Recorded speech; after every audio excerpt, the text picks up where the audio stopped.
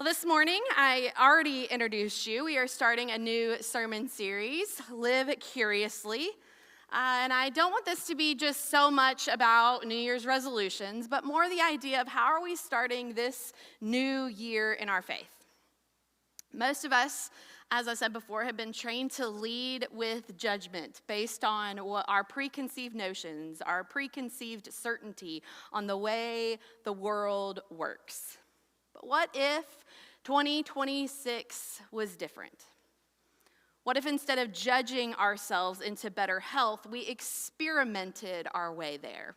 As I said before, what could happen if I walked every day this week? What could happen if I made a different decision? Instead of just guilting ourselves and pressuring ourselves into a new way of life, what would happen if we played a little bit more? What would happen if we played a little bit more with God? What would happen to our faith lives if we led with curiosity? Because truly, what I find so interesting is this Jesus character in the Gospels. Have y'all ever heard about this guy? He seems to always be asking questions. He's always leading with curiosity.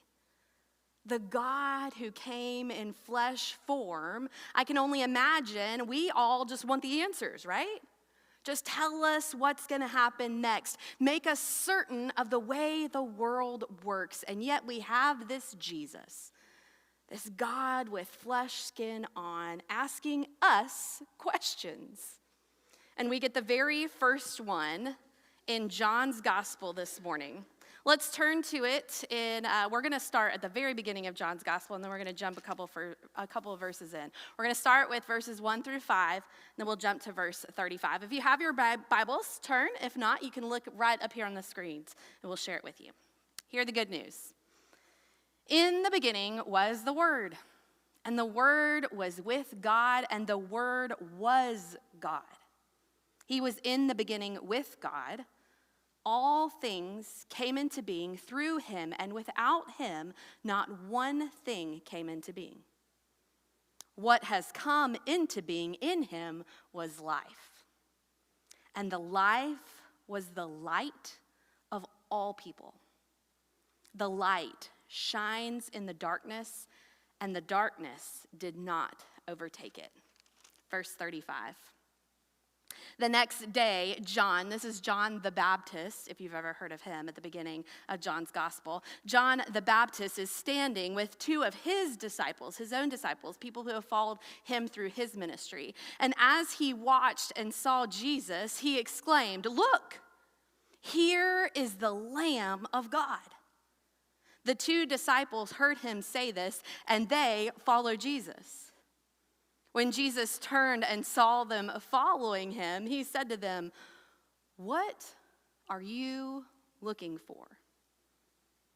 They said to him, "Rabbi," which translated means teacher, "where are you staying?" And he said to them, "Come and see." They came and saw where he was staying, and they remained with him that day. This is the word of God for the people of God. Thanks be to God.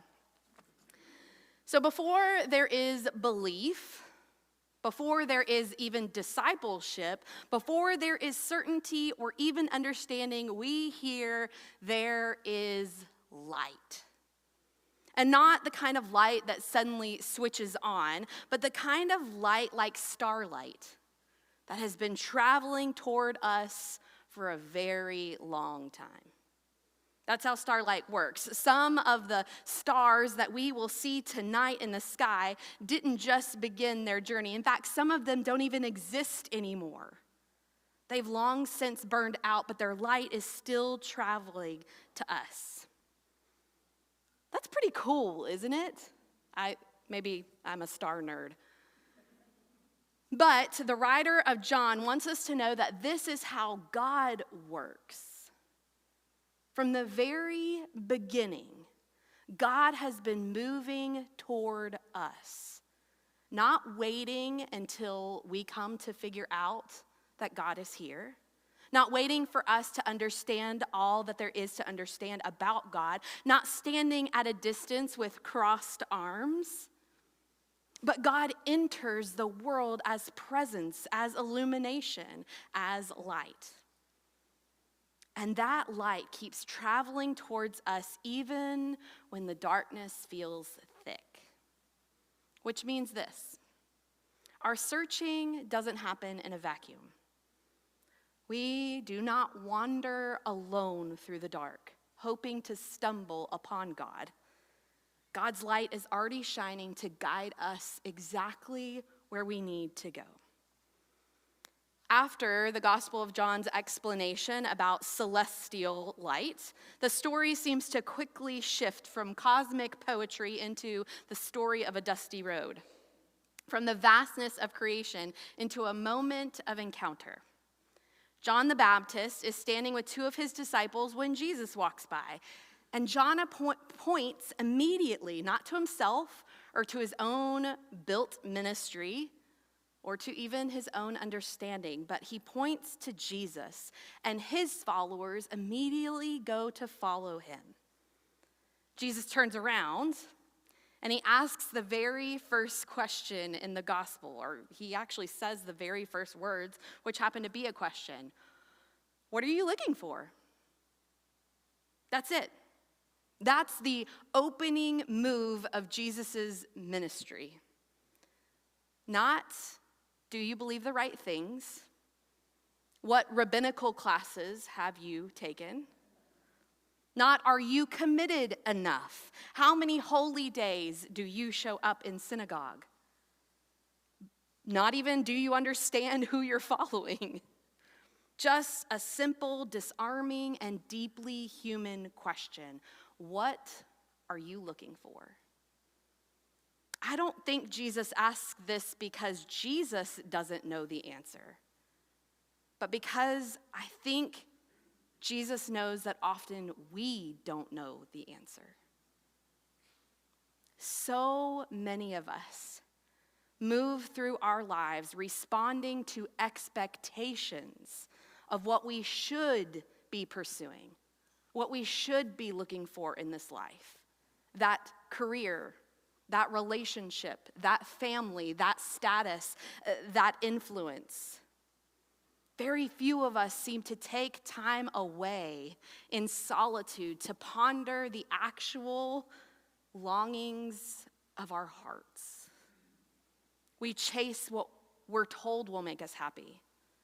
We inherit beliefs. We adopt routines. We meet obligations, and we survive seasons. But very few of us ever stop and say, what am I hungry for? So when Jesus asks this questions, the disciples don't really have a polished answer. They don't say we're looking for the Messiah, or we're looking for the truth, or even we're looking for salvation. They say something almost kind of awkward. Where are you staying? Which tells me something important about faith. You ain't got to be eloquent or have it all together to come to Jesus. Faith begins, maybe even begins at its best, with utter curiosity. Where are you, Jesus? What are you up to? Where are you staying? A while back, I found myself at my local hardware store. Not because I knew what I needed, but because I knew the thing in my hand was broken. I stood there staring down an aisle filled with tools that I could not name, parts I did not recognize, and options I definitely was unqualified to choose from. And finally, someone in an orange apron came by and said, "Can I help you find something?" And I didn't say the name of a tool. I didn't give a technical description. I just said, I don't know what I need, but this ain't working. That turned out to be enough. As soon as I admitted that there was a problem that I had no technical explanation to define, I was able to get the help I needed. That's exactly what the disciples are here doing with Jesus. They don't know what they're looking for, but they know that something in their lives is missing, and they believe that this man might know where to find it. And I love that Jesus doesn't shame them for what they don't know. Jesus says, well, why don't you just come and see? Which is a radically gentle way to begin a life of faith. Jesus seems to believe that if we stay close for long enough, if we pay attention for long enough, and if we remain curious instead of defensive, something true will reveal itself. That's important for us to hear at the beginning of a new year. Because everything around us is telling us in this moment to decide, to define, to resolve, to fix, to improve, to be clearer and stronger and more disciplined than you've ever been before. And I don't know about you, but that just sounds exhausting. But that's not what Jesus is here with us this morning, calling upon us. Jesus seems to believe that pressure and motivation is not enough for belief. Jesus seems to believe that piqued curiosity is the best way to seek change. Maybe the most faithful thing we can do at the start of a new year is not to rush towards answers, but to let ourselves sit honestly with the question, what are you looking for? Because whether we name it or not, we've all come to this place, this morning, this day. And even if we pretend that we're not going to do this New Year's resolution thing, even if we're too tired to hope out loud, something in us is longing for something. That is what it means to be human. Maybe some of us are looking for a fresh start. Maybe some of us are looking for stability on shaky ground. Maybe some of us are looking for healing. Maybe some of us are looking for rest, real rest, not just a day off. But we've come here on this Epiphany Sunday. And maybe this morning you have no clue what it is that you're longing for. I don't think the Magi knew either. They just followed the light. They just paid attention to what they could see in front of them. Which means that when the Magi followed the Star of Bethlehem, they weren't chasing something brand new. I love this idea that they were responding to a light that had been cast long before they ever saw it, maybe even generations before. That light had arrived when they were ready to notice it. Epiphany reminds us that God's light is often older than our awareness of it and more patient than our fear of it. So instead of asking this year, what should my New Year's resolution be? I invite you to ask, what is it that I am looking for right now? Not someday, not when you become the version you think you're supposed to be, but right now. Because what we are looking for often reveals where God is already at work. If you hear nothing else this morning, I want you to hear this, though. You are not behind. You are not failing. Even if for the first 3.5 days of this year, you haven't thought about God once. I just want you to know that according to the scriptures, if you stay in the proximity of God's grace, good things can happen. Life-altering belonging can change the way that we love, the way that we see one another, and the way that we understand the way the world is spinning around us. The disciples didn't know where the road was leading them. They just knew that they wanted to remain on it with this man. And Jesus met them there, and he still does. Not with demands, but with an invitation. Come and see. So maybe 2026 can be different. Instead of prescribing, I'm going to be at church every Sunday. I'm going to do 900 Bible studies. What if we just let it go and we accepted the invitation to come and see?